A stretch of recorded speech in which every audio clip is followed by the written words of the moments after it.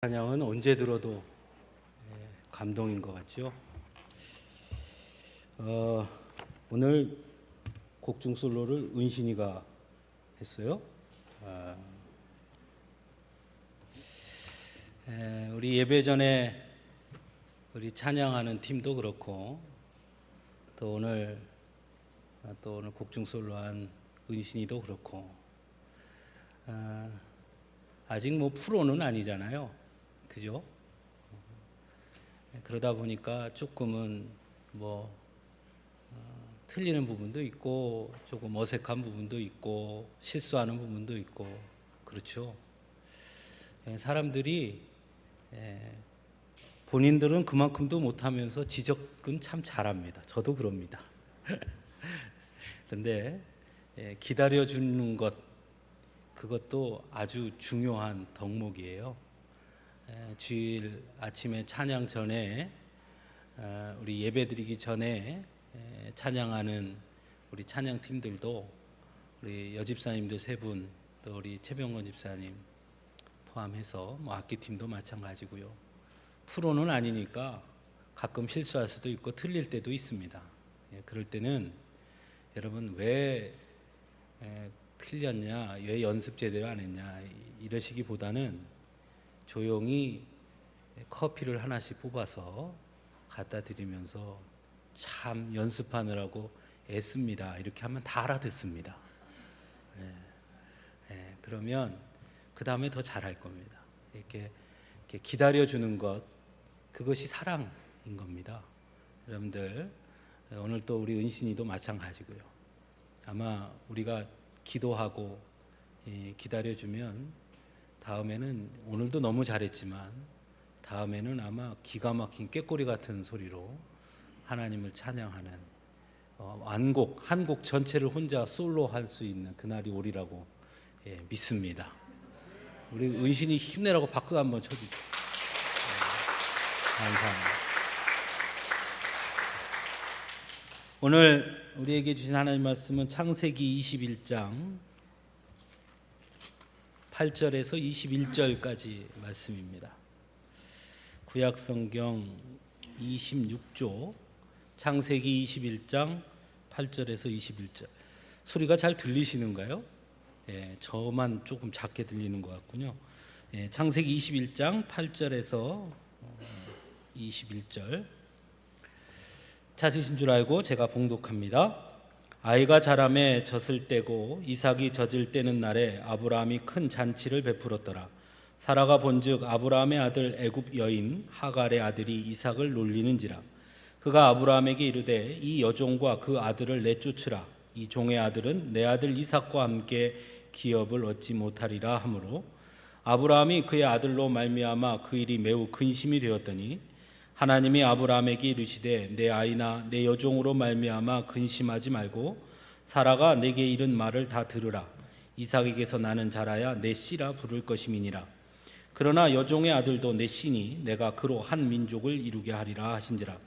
아브라함이 아침에 일찍이 일어나 떡과 물 한 가죽 부대를 가져다가 하갈의 어깨에 메어주고 그 아이를 데리고 가게 하니 하갈이 나아가서 브엘세바 광야에서 방황하더니 가죽 부대에 물이 떨어진지라. 그 자식을 관목 덤불 아래에 두고 이르되 아이가 죽는 것을 참아 보지 못하겠다 하고 화살 한 바탕거리 떨어져 마주 앉아 바라보며 소리내어 우니 하나님이 그 어린아이의 소리를 들으셨으므로 하나님의 사자가 하늘에서부터 하갈을 불러 이르시되 하갈아 무슨 일이냐 두려워하지 말라.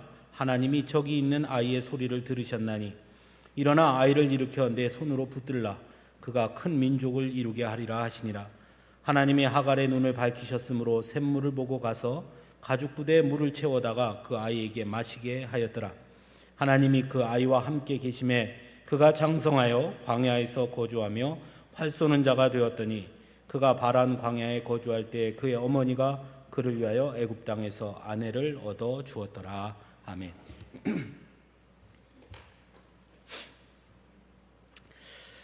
이 세상을 살아가는 모든 사람들은 거의 모두 다 삶의 크고 작은 문제들을 안고 살아갑니다.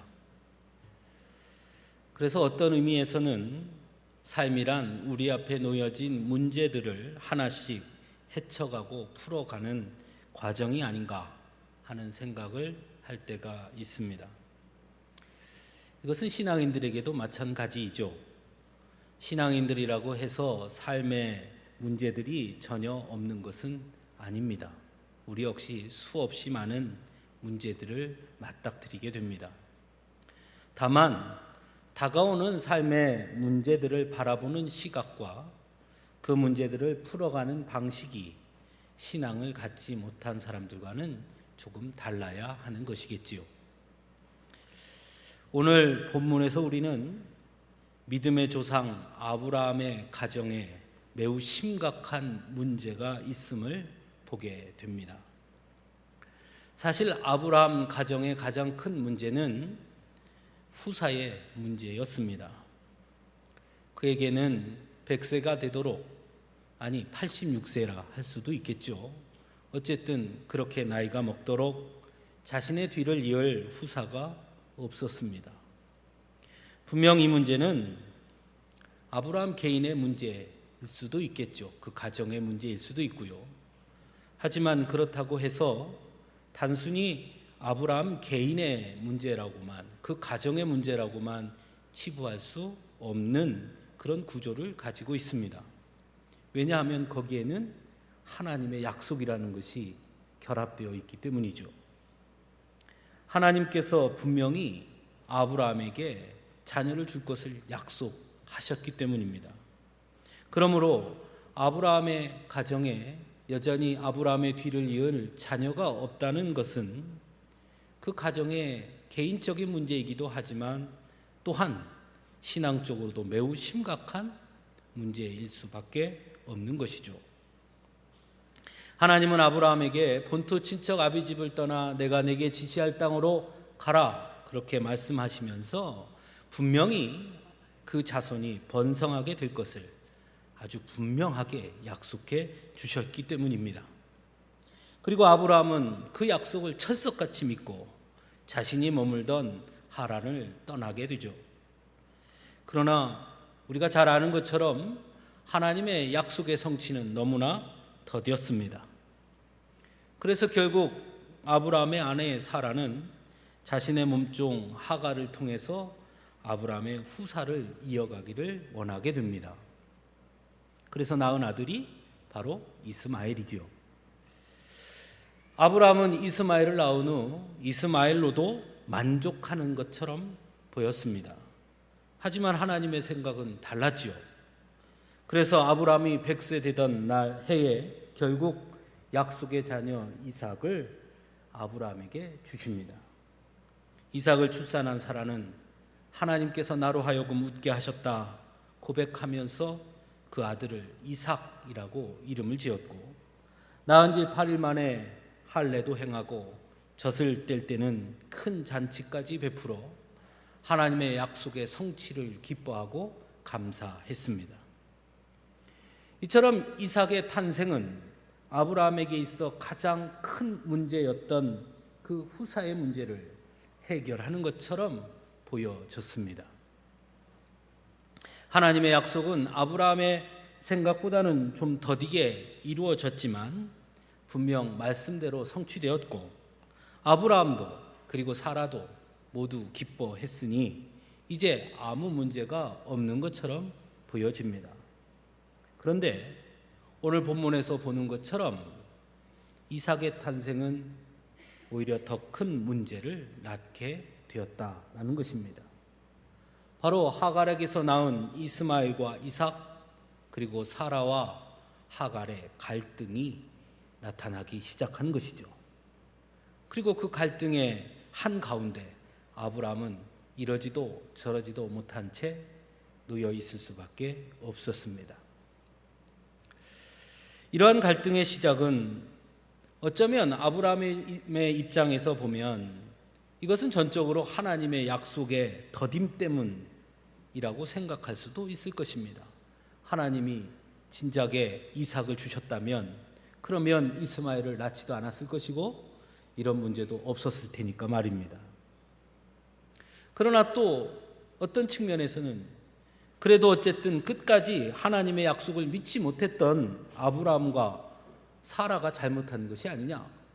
그러니 이 문제의 원인에는 아브라함과 사라의 끝까지 기다리지 못한 그 조급함 때문이다 라고 말할 수도 있을 것입니다.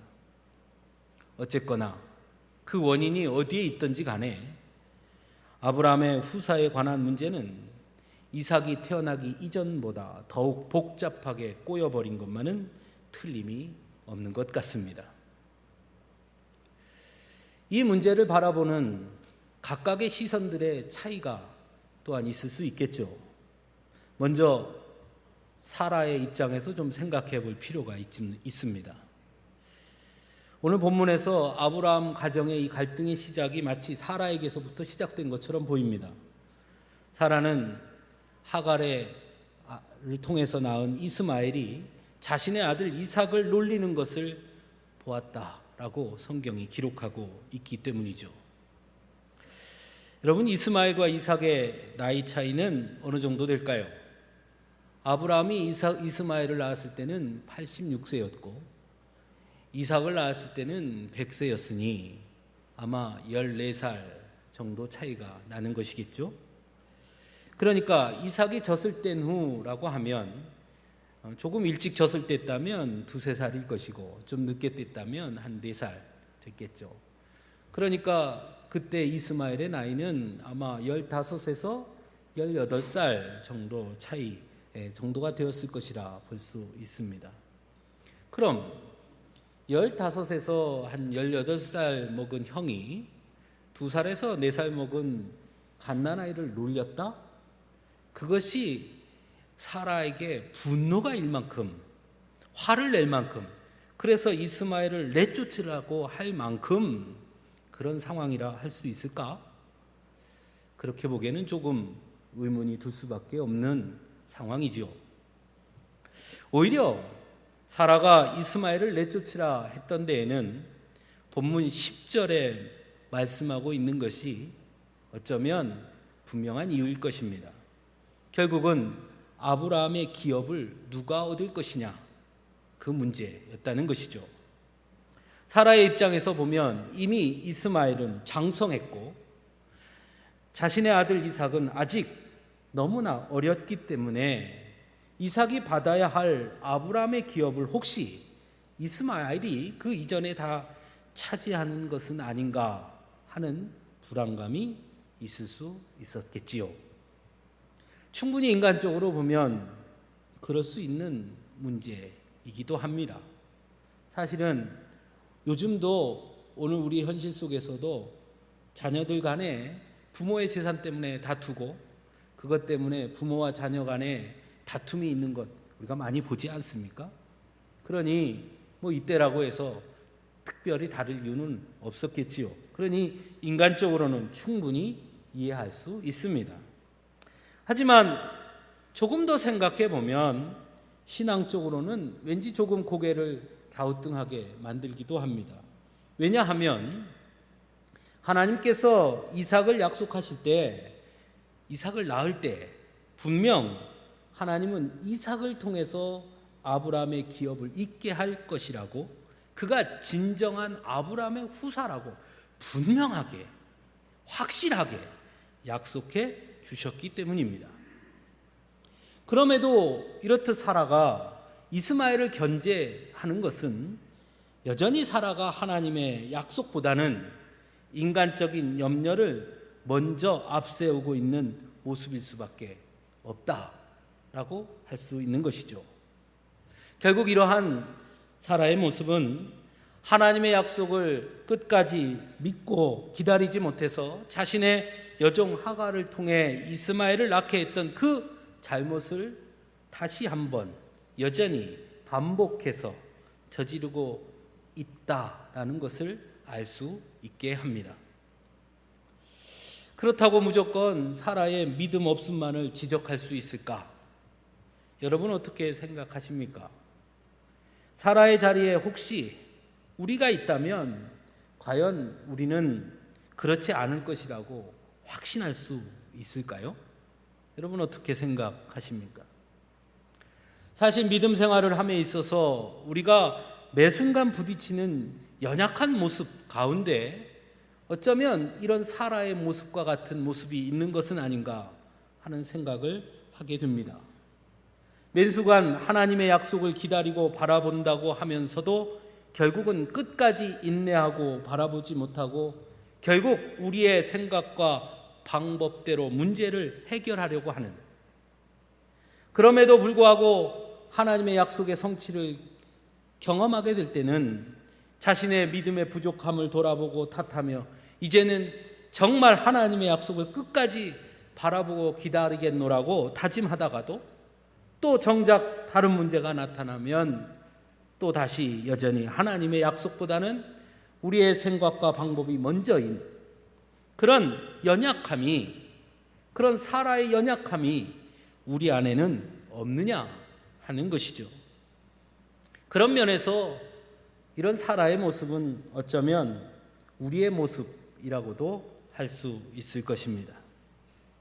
그리고 이러한 사라의 조급함은 결국 가정에 큰 갈등을 낳게 되었고 문제를 드러낼 수밖에 없게 했다는 것입니다. 어쨌든 사라는 아브라함에게 매우 강하게 이스마엘을 그리고 하갈을 내쫓을 것을 요구하고 있습니다. 다음은 아브라함입니다. 사실은 이 가정의 갈등 한가운데 아브라함이 있죠.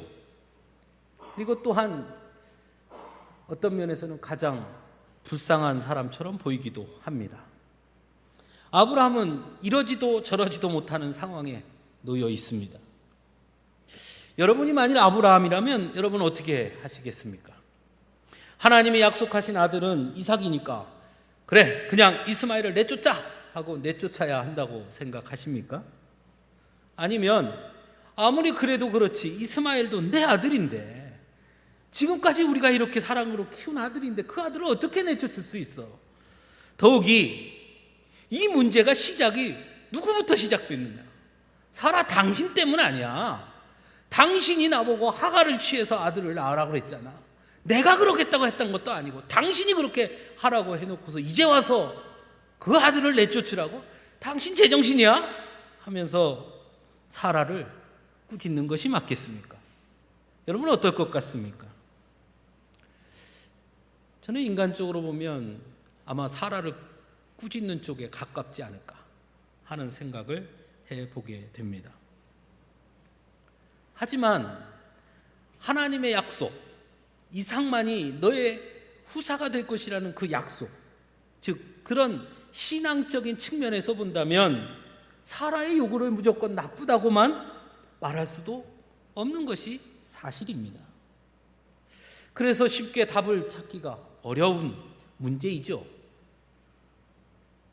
더군다나 하갈과 이스마엘은 사실 아무런 잘못이 없으니까요. 아브라함 가정의 갈등의 책임 또한 이스마엘과 하갈에게 묻기에는 그건 좀 너무 심하게 보이는 것도 사실입니다. 무엇보다 아브라함의 집에서 쫓겨나면 하갈과 이스마엘은 갈 데조차 없고 결국은 광야에서 헤매다가 죽음을 맛볼 수 있는 매우 큰 위험에 노출될 수밖에 없다는 현실도 있기 때문이죠. 그러니 이럴 수도 없고 저럴 수도 없는 매우 곤란한 처지에 아브라함은 놓일 수밖에 없습니다. 그래서 오늘 본문 11절에 보면 아브라함에게 그 일이 매우 근심이 되었다라고 증거하고 있습니다. 하나님의 약속의 성취로 얻은 아들 이삭, 그 이삭을 처음 낳았을 때 아브라함과 사라는 너무나 크게 기뻐했을 것입니다. 하나님의 약속이 성취되었구나.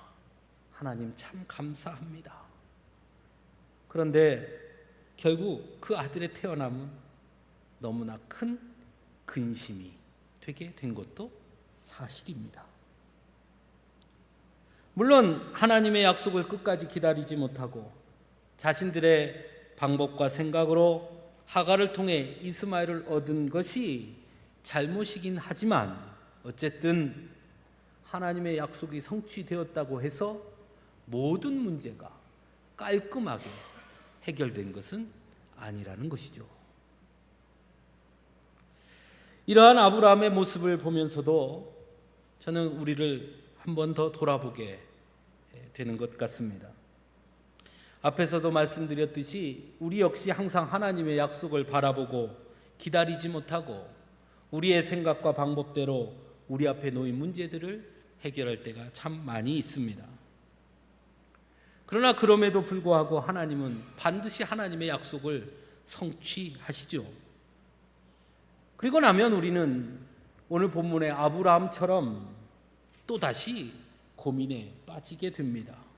왜냐하면 이미 우리의 생각대로 우리의 방법대로 되어진 일과 하나님의 약속의 성취가 충돌하는 경우가 생기기 때문입니다. 물론 쉽게 우리의 생각과 방법대로 되어진 일을 포기할 수 있는 일이라면 그러면 괜찮겠죠. 얼른 포기하면 되니까요. 하지만 그렇게 하기가 너무 어려운, 그렇게 하기에는 이미 너무나 많이 진행되어서 또는 그렇게 하면 다른 사람들에게 너무나 큰 피해를 주게 됨으로써, 즉 이삭을 생각해서 이스마엘과 하갈을 내쫓기에는 그들이 감당해야 될 고통이 너무 크기 때문에 쉽게 포기할 수 없는 그런 상황 앞에 놓일 때가 있습니다. 그럴 때 우리는 이런 생각을 하죠. 차라리 약속대로 약속을 성취하실 것이라면 미리 하시든지, 아니면 이미 내 방법과 내 생각대로 이렇게 됐으니 차라리 이제는 그냥 내 생각과 방법대로 이루어진 것을 축복해 주시면 그러면 될 텐데 굳이 이제 와서 하나님의 약속을 성취하시는 것이 때로는 그런 생각 때문에 하나님을 원망하는 경우도 있죠.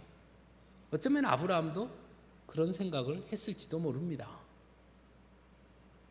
이스마엘을 낳았고 물론 그것이 하나님의 방법은 아니었지만 그렇다면 그냥 하나님 이스마엘을 축복해 주시고 그로 말미암아 나의 후사를 이어가도록 하셨더라면 좋았을 것인데, 아니면 이삭을 주실 거였다면 차라리 그 이전에 주시던지 이제 와서 주어서 이 문제를 내 앞에 놔두면 나는 도대체 어쩌란 말입니까? 하는 그런 마음이 아브라함에게도 있었을 것입니다.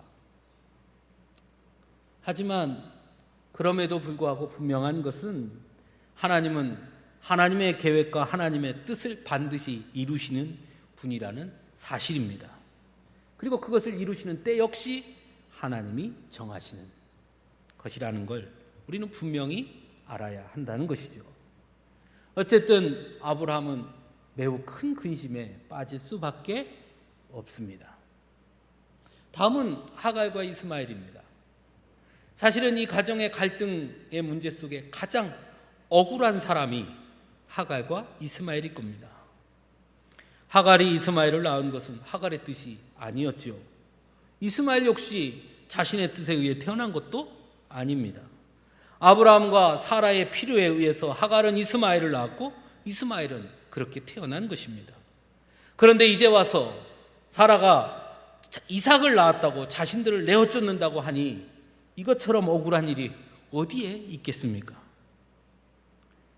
본문에 등장하는 아브라함 가정의 갈등에 대해서 하갈과 이스마엘은 아무런 책임이 없습니다. 또한 자신들의 권리를 주장할 수 있는 위치에도 있지 못합니다. 이 문제를 해결할 수 있는 힘도 없고 이 문제에 능동적으로 대처할 수도 없는 그런 가장 약자의 모습 속에 있는 자들이 하갈과 이스마엘입니다. 싸울 수도 없고 자신의 권리를 주장할 수도 없는 그런 입장에 놓여 있죠. 이처럼 아브라함의 가정의 갈등에는 각각의 입장이 있고, 그래서 이 입장을 보고 저 입장을 보면 이 문제를 쉽게 해결하는 건 너무나 어려울 수밖에 없습니다. 또한 이 문제의 원인에 대해서도 각각 다르게 볼 수 있습니다. 처음부터 하나님의 약속을 믿지 않아서 되어진 일이니 아브라함과 사라의 책임이니 니네가 알아서 해라. 또는 하나님께서 약속을 더디 이루어 주셔서 생긴 일이니 하나님에게도 책임이 있습니다 라고도 말할 수 있으니까요. 그러므로 어느 한쪽으로 분명하게 누가 잘못했고 누가 잘했고를 말하기란 쉽지 않은 문제임에는 틀림이 없습니다. 그래서 아브라함은 고민합니다. 그때 하나님께서 그 문제 가운데 개입하십니다. 하나님은 아브라함에게 근심하지 말라 말씀하시고 이삭이 곧 너의 후손이 될 것이고 하지만 이스마엘 역시 한 민족을 이루게 될 것이니 사라의 말을 다 들으라 이렇게 말씀하십니다. 이 말씀 속에는 크게 두 가지 의미가 담겨 있습니다. 첫째는 하나님의 약속은 상황에 따라 변하지 않는다는 것입니다. 하나님은 분명 이삭이 아브라함의 후사가 될 것이라고 이삭이 태어나기 전부터 말씀하셨습니다. 이스마엘이 태어났을 때도 마찬가지였습니다. 그러므로 비록 지금 아브라함의 가정에 이삭과 이스마엘의 갈등이 있다고 하더라도 하나님의 약속은 절대로 변하거나 달라지지 않는다고 말씀하는 것입니다. 여전히 아브라함의 후사는 이삭이라는 것입니다. 즉 우리의 상황과 현실이 달라지고 어려워진다 하더라도 하나님의 약속은 분명하다는 것입니다. 취소되거나 타협되지 않는다는 것이죠. 아니, 하나님은 그렇게 하지 못하시는 분이라 할 수 있습니다. 비록 상황이 달라지고 현실이 불가능해 보이더라도 때로는 인간적으로 포기할 수밖에 없는 상황이라 하더라도 또는 차라리 하나님의 약속이 성취되지 않는 것이 낫겠다는 생각을 우리가 할지라도 하나님은 분명하게 그 약속을 성취하시는 분이라는 것입니다. 아브라함에게 하나님은 그것을 분명하게 말씀합니다. 힘드냐? 그래도 나는 변함이 없다. 이삭만이 너의 후손이다.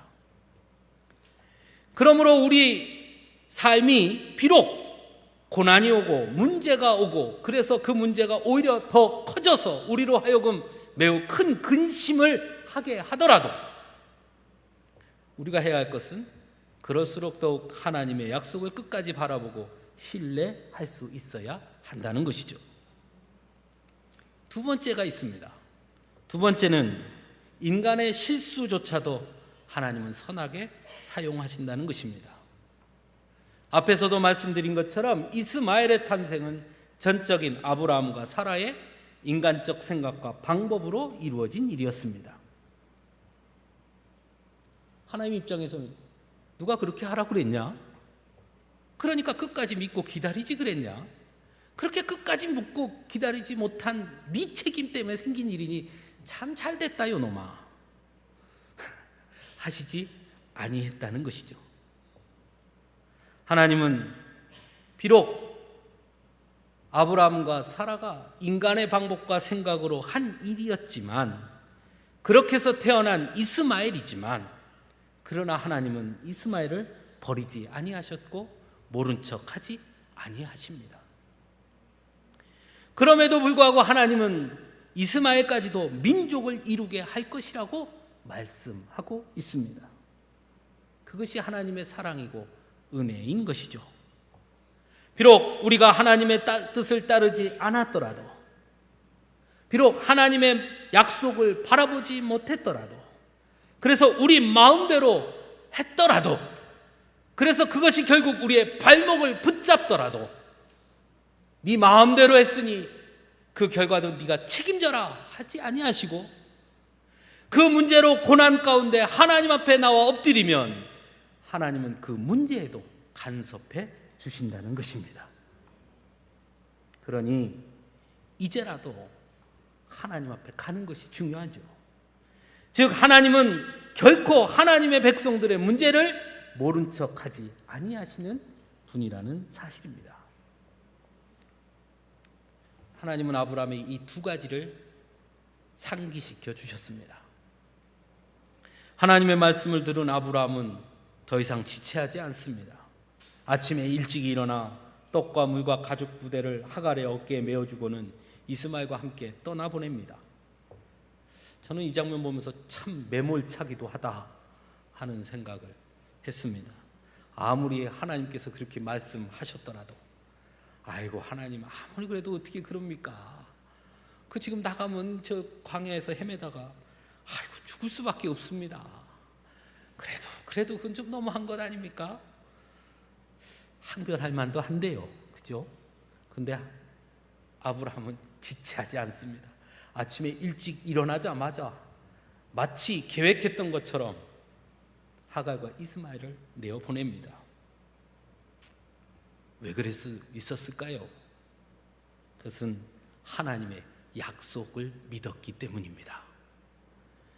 100세의 이삭을 얻음으로 그는 하나님의 약속은 반드시 이루어진다는 것을 그는 확인했던 것입니다.